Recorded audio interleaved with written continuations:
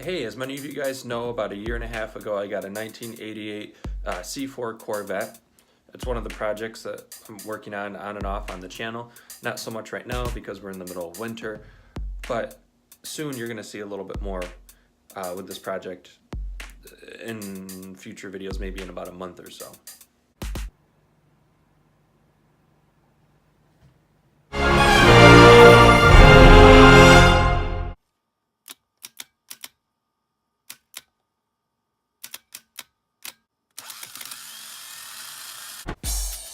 Hello YouTube, and welcome to another episode of KS Farm Presents.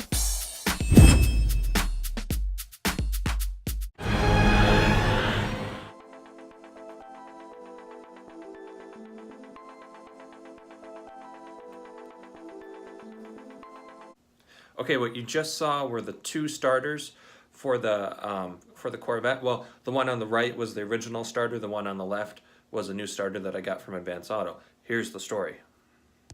So here's the story. Shortly after I got the Corvette, it wouldn't start. Well, it became more and more of a problem over time. At first, it would only not start when it was stalled.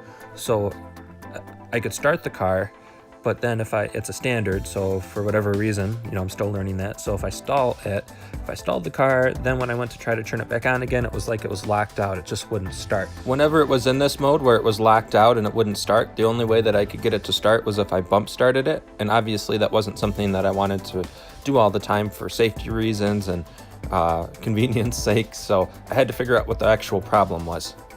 And then I got on the internet and I tried to find places that could work on this car. So then I think it was a Saturday morning that I took the car to the GM dealership. I had them look at it and get back to, I was sitting in the waiting room for over an hour. Then finally the manager comes out and he says, okay, we found the problem. And I go, oh, okay, what's the problem?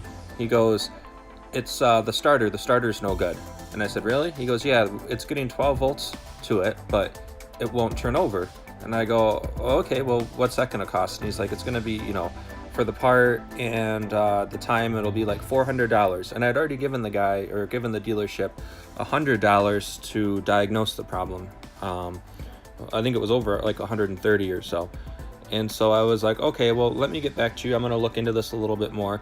I go to Advance Auto and I order the starter. That's the one you see on the left. The starter home, and I try to install it into the car, and it doesn't fit. It's not even close to fitting. I think it probably fits into some GM 350s, but it wasn't fitting into this car. And then I'm like, okay, this isn't adding up. This isn't really making any sense. They told me that the starter wasn't any good.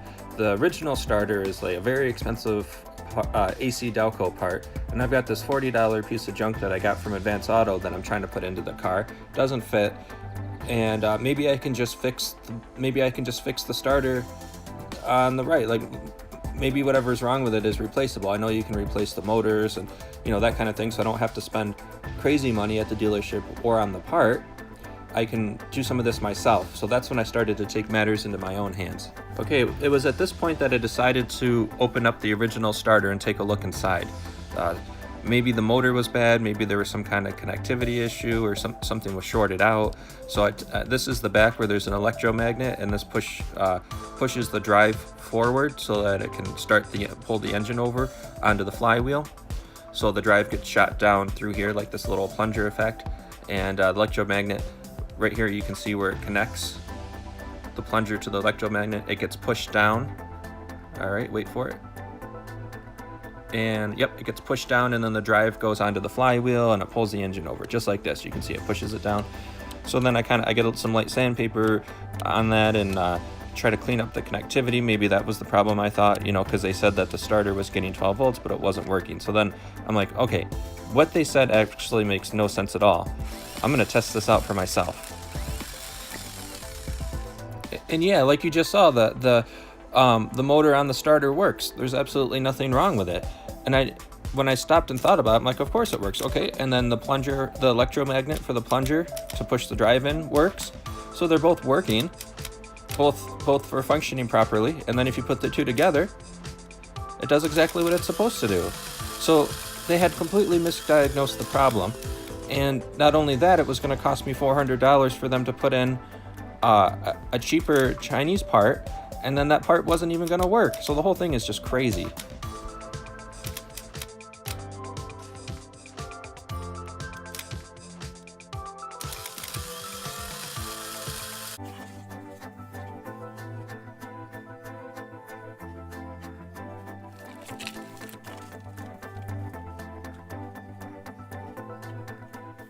I don't know if you can hear it or not, but I brought the dogs back inside and they're running around like crazy in the background. Anywho, so obviously what the dealership said was not right at all, and it was frustrating because what they wanted.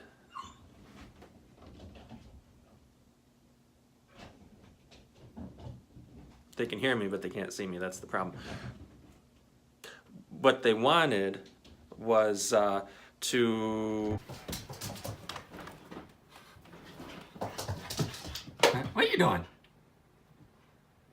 We see you. Hey, come on. Oh!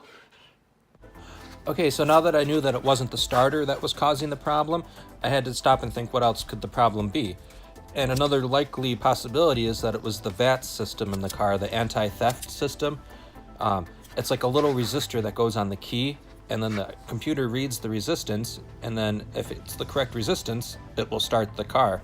So at this point, I was pretty sure there was a malfunction in the VATs system. So you can buy a VATs bypass switch. That's what this is, except I bought the wrong resistance, so I had to take the key to a friend, have him read the resistance, and then give me the correct resistor to put in. And that's what I'm doing right now.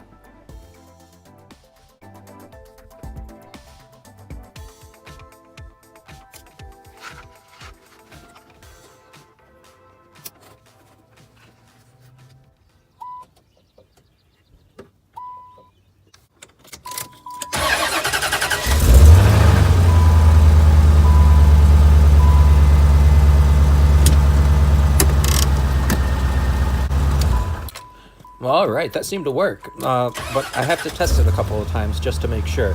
So I'm going to purposely stall the car and then restart it, because before, when the car was stalled, that's when it wouldn't restart. Something was wrong when it stalled. It was like, that's what made me think it was the VAT system, because it was almost like it was locked out, like a security lockout. So now that I put the VATs bypass in, it seems to be restarting every time. Well, I have some bad news. That wasn't the problem. It wasn't the starter, and it wasn't the VAT system either. And to be completely honest, I'm not sure why the VAT system worked at first and then later didn't. What ended up happening is I hooked up the system like you saw in the video, took it for a drive, everything was fine, then later took it over to my parents, which they live, probably 15 miles away. That night, go to drive home and the car won't start. So after all of that, the car won't start, the problem comes back.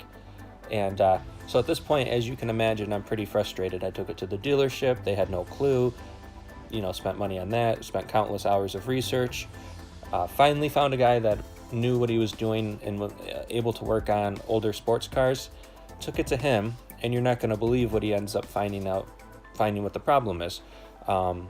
I figured maybe, the engine had been switched on this when my brother owned the car, so maybe there was some kind of connectivity issue, but that wasn't the case at all. It was actually something electronic inside the car. Take a look. Yeah, it was mice. Mice got into the car, made a little nest right behind the radio, chewed on a bunch of wires. We're gonna have to replace all the wires, the computer system in the car, the whole 9 yards. And that's being worked on right now over the winter time. Put some pretty good money into that, and so hopefully this spring we're going to be able to have a reliable 1988 C4 Corvette to be able to take out. I'd like to be able to do some solo races with it and film that onto the channel. Hey, you made it to the end of the video. There are a couple of things you could do now. You could click here. That's the best video for you. Or you could click here. That's a playlist that will show more videos like the one you just watched if you feel like binge watching Chaos Farm, and I know you probably do. There's a couple other things that you could do just to make this more complicated. You could hit the thumbs up button, or you could hit here, that's subscribe.